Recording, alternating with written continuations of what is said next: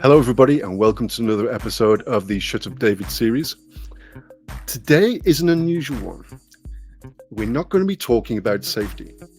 We're going to be talking about this extra branch of New View Safety Coaching, which is coaching, specifically about coaching.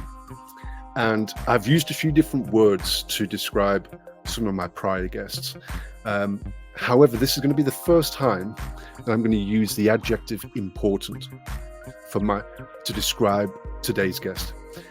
And you'll see why as we progress through the talk. Please welcome Tim Sprague to the channel. Tim wears a few different hats. He's a professional coach, a psychologist, and a recovering HR director who currently serves as the Australiasia President for ICF, which is the International Coaching Federation. As a coach, Tim's mission is to help people clarify their goals and develop the skills, techniques, and strategies needed to achieve them. Drawing on his background in psychology, he also has the ability to help you uncover any imposed limitations and barriers that may be holding you back. Today, with Tim, we're going to delve into his role within ICF and also discover why organizations such as ICF are so important to the coaching industry. So please welcome to the stage, Tim. Tim, thank you very much for being here. Lovely to see you. Thanks for having me, David. No worries at all. No worries at all. It's as I mentioned in my intro there, you're probably the first purely safety guest that we've had on the channel, and it's something that I want to build more on as well, because that coaching element is so important to my organization and to my, to the theory that I'm putting out there with regards to New View and safety coaching. But could you give us a bit of for the people who don't know you, could you please give us a bit of a background to yourself and what you're currently doing for ICF? Sure. Like the blurb intro said, I'm a recovering HR director. I was an HR director in finance and in universities. I did a Master's of Coaching Psychology. I'm a registered psychologist, but I've also done a Master's in Coaching Psychology about 10 years ago, and I've been coaching for about 10 years. And I'm really enjoying it. Was that Master's through the University of Sydney as well? It was. First where Master's set up in the world. Yeah. Yes. Yeah, that's one of the reasons I went there. And I believe you used to know and the late Tony Grant. Tony Grant was the first head of that coaching psych unit, and he was also a musician. We used to play in a band. Yeah, right. So you've got some real history there with the people who actually set up the Masters. Yeah, and way back when. That's great. So, okay, so that's a bit of a brief history to you.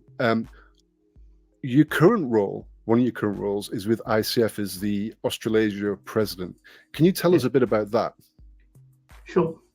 So ICF is set up fundamentally to lift the standard of coaching and to let people know how coaching can help the world. We're a peak body. So we're not a training organisation. Most of us are volunteers. All of us in Australasia are volunteers. There's a few paid people in the States. But as a peak body, we're trying to help regulate an industry that's unregulated. I became a psychologist back in the 80s when anyone in New South Wales, in Australia, could call themselves a psychologist. There was no law, psychologist. There's no law about it. Yep. And so you get a few weekend warriors who've done like a half-day course in psychology and they call themselves a psychologist. We have the same problem with coaching. One of the things ICF does is say that there's a certain minimum standard in terms of capability and experience and ethics. And we make sure that if you get the ICF tick of capability, that you've got those standards. And that's one of the things we do. Let's actually bring that to stage, shall we? Let's have a look at that. So this is from the International Coaching Federation website. This is their vision. Coaching is an integral part of thriving society, and every ICF member represents the highest quality of professional coaching. So we promote professional coaching, and we try and build the capability of coaching. Every time there's a weekend warrior that does something bad, that damages our brand. So we're trying to say, choose an ICF credentialed coach, and you're more likely to have a good coaching experience and by a qualified person. Yeah, right. Okay. Mm. So how long ago was ICF set up then? Because coaching's, well, and professional coaching anyway, is a relatively new profession, isn't it? It's 25 years old, I think, something along those lines. And ICF's been going for over 25 years, just over 25. Right, okay. So it was out there in the start. It's grown. Coaching is growing in the world. There are 55,000 plus members in ICF, and some predictions are that there will be more coaches in 5 years' time in the US as one of the markets, than there are psychologists. Really? Yeah. That's fascinating, because psychology is huge, as everyone knows, especially in America. It's a huge industry, isn't it? Yeah. Okay. Yes, okay. Okay. How many Woody Allen movies have been made about seeing my therapist? Yeah. Yeah, exactly.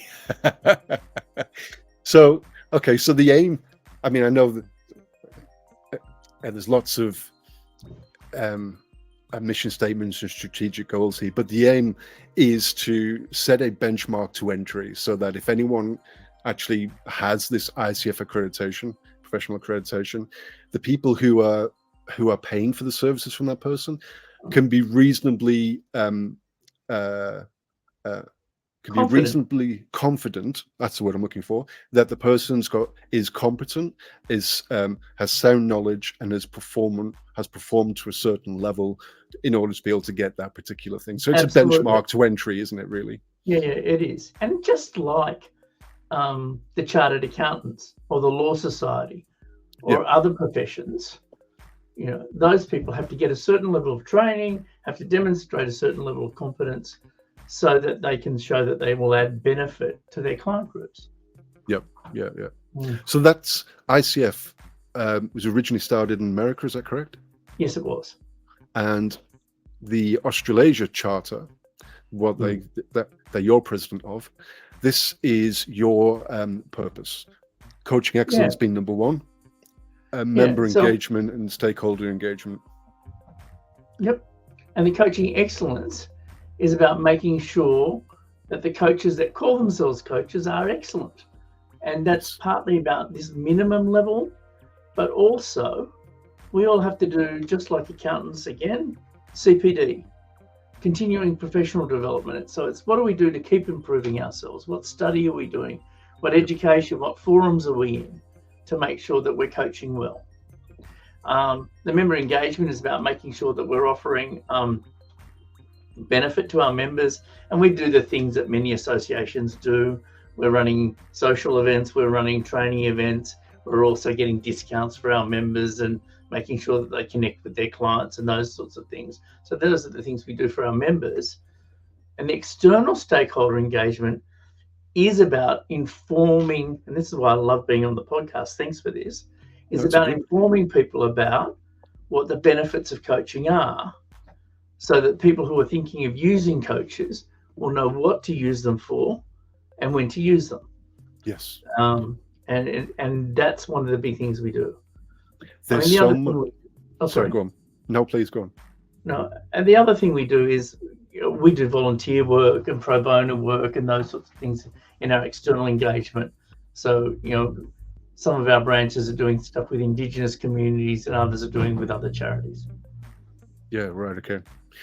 I find through the people that I talk to in the industry, in safety industry and in general, the word coach is such an uncontrolled, multi-meaning word that people say, oh yeah, I'm a coach. I coach people all the time on the phone. And it doesn't take much digging to actually discover that they're actually not a certified coach, for starters, and they're not actually working to any particular model.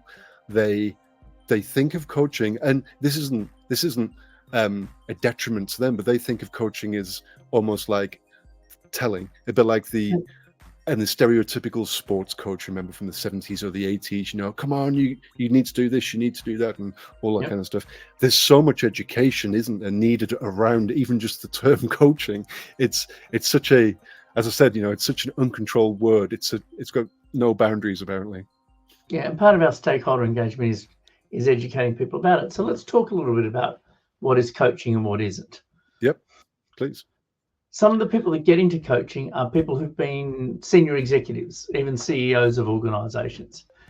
And they'll say, okay, well, I'll set myself up as a coach because they've done it before. They reckon they can tell people how to do it again. Yep. The problem with that is in a changing variable environment, that the solutions of the past may not be the solutions for the future. And the second thing is in telling, and I like that you've said the difference between telling and asking, is you're not building capability in people. So if I tell you how to do the job, then the next time, or how to solve a problem, then the next time you have the problem, you're going to have to come to me again so that I can tell you how to solve the next problem. Whereas if I develop your capability and coach you to think differently, to take new perspectives, then it's like the difference between fishing for somebody and teaching them how to fish. Fishing for somebody, they got food for a day. Teaching them how to fish, they got food for life. Yeah, no, I like that. I like that analogy, and it's one that everybody knows as well, don't they? Everyone knows. Yeah. Like give someone a fish, feed them for a day, teach them how to fish, and they can feed themselves and a family for life. That is a good analogy. What do you find is the biggest hurdle when you come to talking to executives or when you come to talking to leaders about that mind shift between those two perspectives? Sometimes it's harder work because it's like, oh, I've got to give up the way I see the world. Yeah. Can't you just tell me the answer? Yeah. But I have to give up the way I see my world and actually say, well, hang on.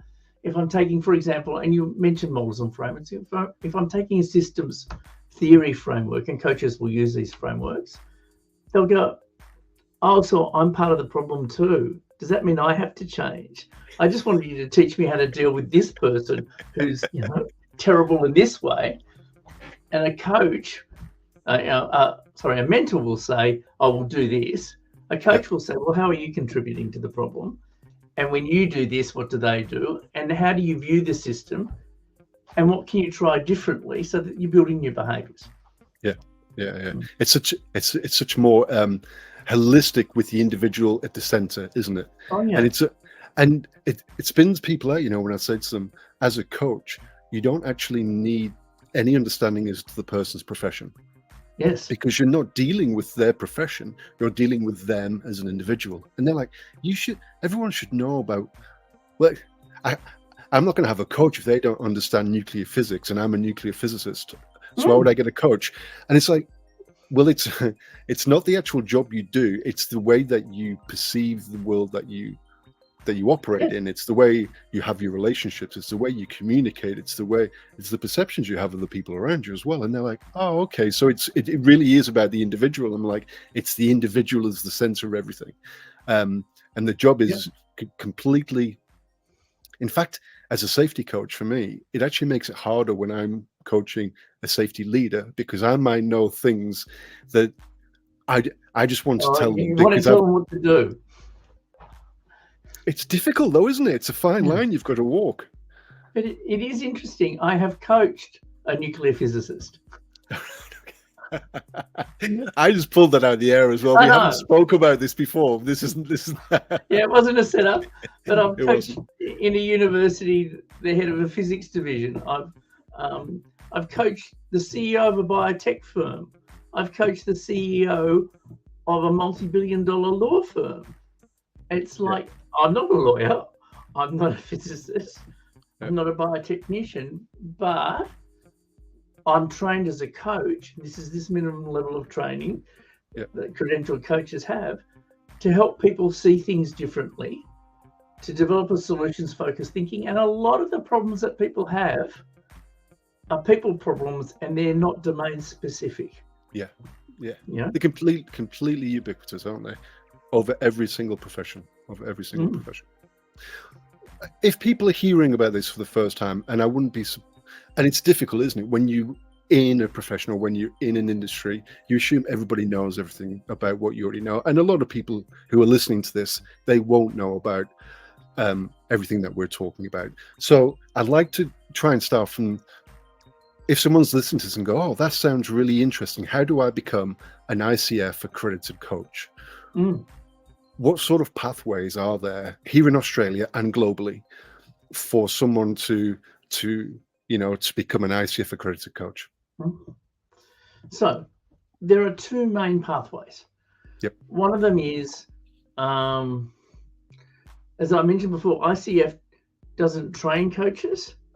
We set the standards for training coaches, and we credential and accredit schools and companies that train coaches. So you're looking for an ICF accredited training school, and they'll train to our curriculum and train to our competencies. Gotcha.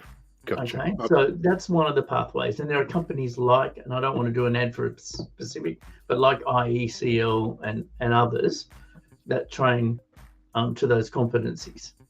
The second way is lots of people, because it's been a loose industry, have picked up bits of training that teach them coaching, or they're associated, like you and I have done a university degree in coaching, and it's not an ICF degree, but they've got the competencies there, and they come in through what we call the portfolio pathway, and they demonstrate their training and they match it up with the competencies, and they go through some assessment. What I had to do was, because I didn't do an ICF course, I did a master's degree in coaching, but then I had to submit some recordings, and people would give me feedback, and I would work on making sure that I could teach to the ICF competencies to ensure that I had that minimum level of competence. So those are the two main ways. Yeah, right. Okay. So a bit of a summary on that. So first, and probably the most structured way would be for someone to, regardless of whichever country they're in, to find a registered training organization or something similar in their country that is accredited to ICF to provide ICF coach training, which means that the coaching that they receive from that organization is benchmarked with the ICF standards and in alignment. So once they've completed that training with that particular organization, there'll be further requirements such as, submission of coaching hours, examples like you mentioned, and a little bit of qualification from there. But that's benchmarked against ICF. The other way, I like to think of it a bit like, qualified by experience. They've got some experience within the industry. They've got training from maybe tertiary education, like what we have. And then maybe they've also been working in a particular capacity within industry for quite a while, and they can then apply that through that route. And ICF has got a few more qualification parameters to go through, but essentially those are the two routes. Is that correct? Yeah, those are the two routes. All right, and those qualification parameters, there's really only three. Okay. One, what would they be? You're capable, that you can coach well, and you're assessed. People are listening to your recordings of your coaching. You pass tests, and they test that you're a capable coach. Yep. Secondly, that you're experienced, and you mentioned hours. There's a minimum number of hours you have to do to get an ICF qualification. So it's just like pilots and flying hours. You've got to have flown for a while before you can call yourself a pilot. Yep. Or fly on your own. And the last one we haven't talked about as much is the ethics. And the ethics is really important too. Coaching that goes wrong, and the stories I hear of where coaching has gone wrong from non-ICF coaching, is where people haven't contracted well and they aren't ethical, and they've ripped people off, or they've done damage. Because they're not coaching, they're getting into things that they're not qualified to get into. And that's why it's important that the coaches adhere to an ethical standard as well. And that's a great thing. And they're there. The competence, the standards, you're credentialed against the hours that you do. Yep.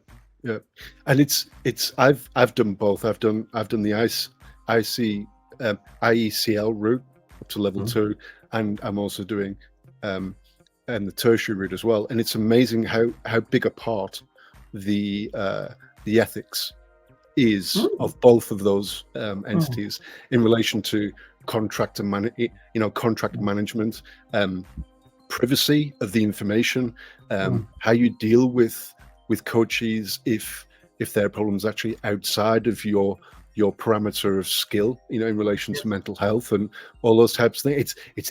It's very in depth, and it's very comprehensive as well, and it's very important, I think, to have that ethical understanding before you can just go out there and start calling, as you said, start calling yourself a coach and start trying to help people when you don't really understand what you're talking about. And one of the first units at the master's degree at Sydney is all about the ethics and providing the empirical evidence to support it as well. And the scientific benchmarking. Can you talk a little bit about that? Because you're both a psychologist and a coach as well, how those two merge. Sure. And when we talked about the setting up of coaching psychology as a kind of discipline, a lot of it came from psychology, a lot of it came from social work, some of it also came from the human resources disciplines. But I felt it was important to learn coaching as opposed to just psychology before I called myself a coach. And some of the things in the evidence base are at the micro level, checking what techniques to use make a huge difference. And we mentioned a guy called Tony Grant. He did a piece of research that got down to the level of what questions you ask. Yep. For example, asking the why questions aren't as useful as asking the how-to questions. Why did this go wrong is way less productive than how do we fix this? Yeah. And it's the whole solution focus approach, isn't it? Solutions focused coaching is something that coaches learn, and that's one of the models we have. But there's evidence behind it. They've done experiments where they've coached people focusing on how bad the problem is, or focusing how to solve it, and unsurprisingly, those that are solutions focused get a lot further. Yeah. And it's amazing. I'm sure you get this as well if you're on social media platforms with types of things that I post and types of groups I'm in. I get a lot of adverts saying become a professional life coach or XY coach, whatever it is, in 3 hours with this course, and blah blah blah, only $150 and all this kind of stuff. And I can. They're not breaking any rules. They can say whatever they want to say because it's an unregulated industry. Unregulated industry, of course it is, and which is why, from my perspective, why at the beginning of the intro, I call this an important discussion, because it's important to the integrity of the coaching practice and profession, because it provides that entry to market for people who really do want to call themselves professional coaches. So, and we've discussed why it's important to the industry in general, and and we've touched on a little bit why it's important to organizations or people who are seeking coaches to understand that. Can we touch on some of the benefits that it has for coaches? Say someone like myself, I've got tertiary and RTO training as well. I potentially could go forward and become an ICF accredited coach. What would be the benefits to me for that? The benefits around ongoing education, I think, are the biggest from my perspective, because I love that evidence-based training, that you're trained in techniques that work. So ICF around the world, all the chapters and branches are developing learning opportunities for people. And so you can really target. There are people who work in coaching, who work in safety coaching, who work with ADHD people primarily and coach ADHD people and their families. Yep. So there's kind of domain-specific coaching learning that you will get if you're a member of ICF, and there are communities of practice. There are also in ICF technique disciplines that you can learn about. So you can learn about using cognitive behavior therapy techniques, or Gestalt techniques, and body techniques, and mindfulness, and positive psychology, all of which are in the toolkit of qualified coaches. But you're honing your skills in each of those areas. And then as you develop as a coach, when you meet with a client, you can say, okay, well, in this moment, this is what we need from our tool bag as a framework that's going to help lift the thinking of this person and scaffold them to the next level. Gotcha. So it's almost like an international body of knowledge and Yes. research that goes on to provide the professional development of the coaches as well. Yeah. There's a secondary benefit too, and it's community. That we come together as a group of coaches, and you would like to think that coaches tend to be nice people because they're, kind of in a helping, assisting profession. But we think of ourselves as nice people, and we'll come together. And coaching can be weirdly a fairly lonely business, because even though I'm working with a lot of clients each day, they're not my friends. Because if I try to be their friend, and this is the ethical bit here, then I may not ask the hard questions of them. And my job there is to challenge them and to push their thinking. So at the end of the day, I've had a lot of conversations, but I haven't been spending time with my friends or my community. ICF provides that community as well.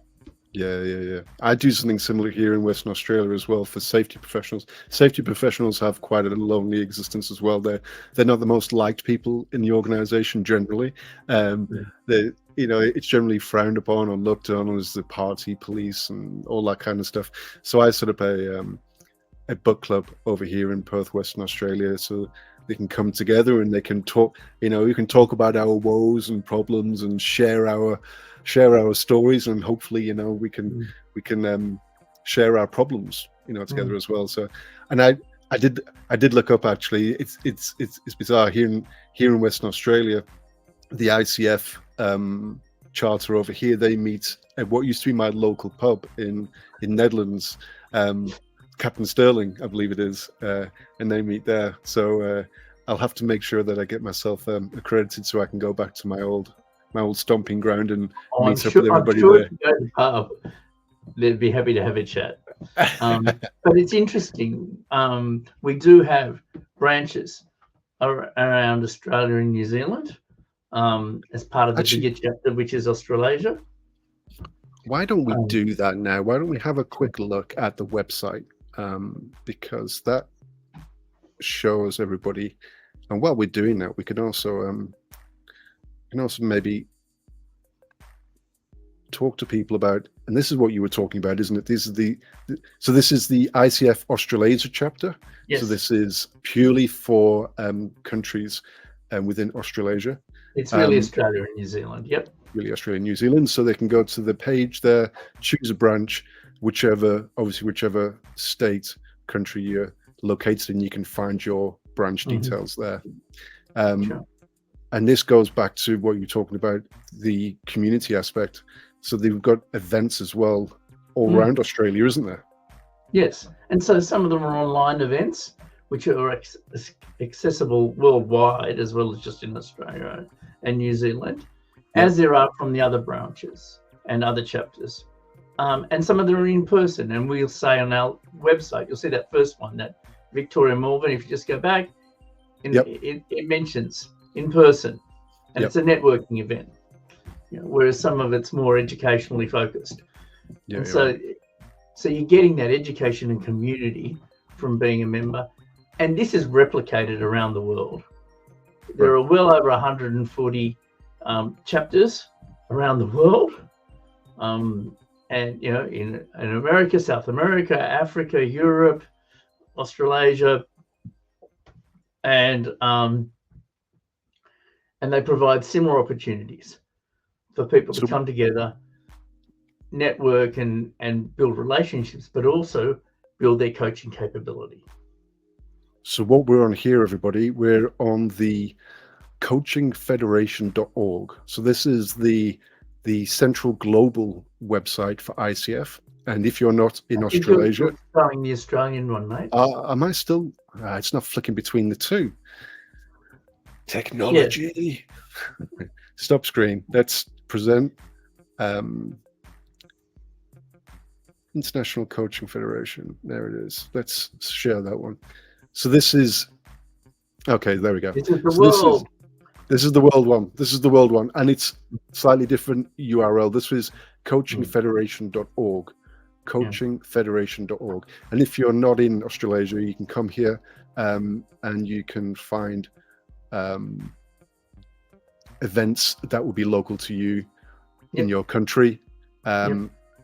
Contact details about ICF. Also a bit about the credentialing and standards that it's got there. This is where you learn if you're interested in becoming a coach, because I guess some of the audience here would be thinking, oh, well, this sounds interesting. Yep. This teaches you what you need to do to develop it yourself as a coach and get a coaching credential. That's great. And there it is. What is an ICF credential? And then it dives into how you would get it. And there are 3 different layers. So we've got the associate certified coach, which is 60 hours of coach-specific education, 100 hours of client coach experience, professional certified coach, and master certified coach as well. Yeah. Obviously, increasing with education and hours served as well, and experience as well. Yeah, right. Okay. No worries. So, I'm